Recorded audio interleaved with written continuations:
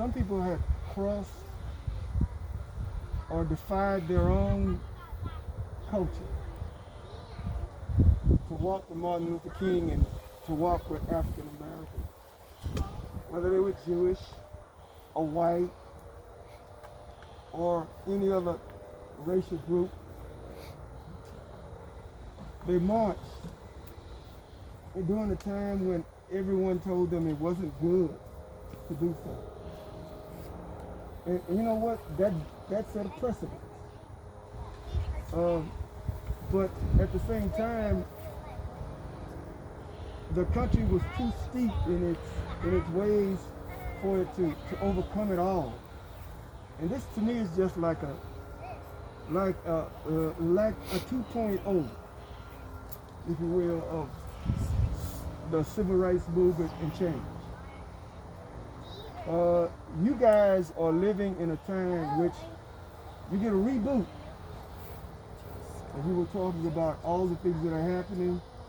Things come to a head, and as I heard Governor Cuomo say today, carpe diem, and the time is what you want to do is seize the moment to make a difference.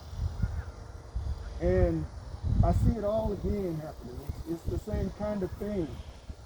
So I don't think people ought to be concerned about whether or not they're doing the right thing if they stand up for what is right. Because Martin Luther King said, injustice anywhere is a threat to what?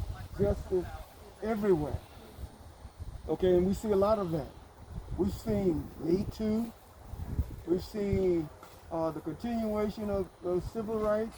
We've seen the growth and the change of just civil liberties in a country that in many ways was lacking the civil liberties that it needed for everyone, but only for one group of people. And the amazing thing about that is that all through the generations that I've been here, there have always been people who crossed the line. Who I can remember when I was a boy, people who crossed the line to say, hey, you're not alone. You're not any different than I am. Hey, let me help you, or I understand, or I can work. One last thing I'm going to say. I want to tell a short story. When I was a very young man, I went to work. I had a college degree, but couldn't get a job. They weren't that easy to get. So I went and got a job in construction.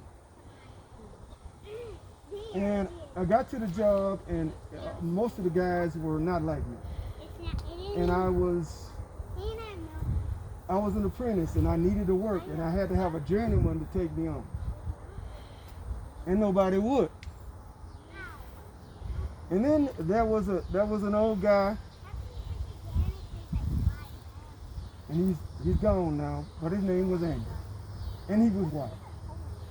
And Andy looked around and saw nobody would take me, and he said, "Come on, Robert, let's go." And from that moment on, I had no problem on the job because Andy made sure I knew what I needed to know to do the job. So this to me is like what we are living in right now. Okay? There are a lot of people trapped in pockets around the nation of poverty and socially, economically deprived, and they don't have the opportunity that you have, even in a nation right now where you can say, well, you can go and get it. Well, it's not that simple. It really isn't. Someone personable, a person, some living person has to step out and say, here's an opportunity. And to me, that is what this is all about. Giving people the opportunity to step out of the shadows, because you don't know what it's like that when you walk down the street and someone of another race crosses the street when they see you come. that tells you the whole story right there. It's a traumatic experience even for a man. You know, it does something to the psychology. But at the same time, when you have people that say, I get it, we're different than you, and say, you know what, I'm not gonna do that. I'm gonna stand with you. That too is really healing to the mind. And I think that to me is what America ought to be doing right now.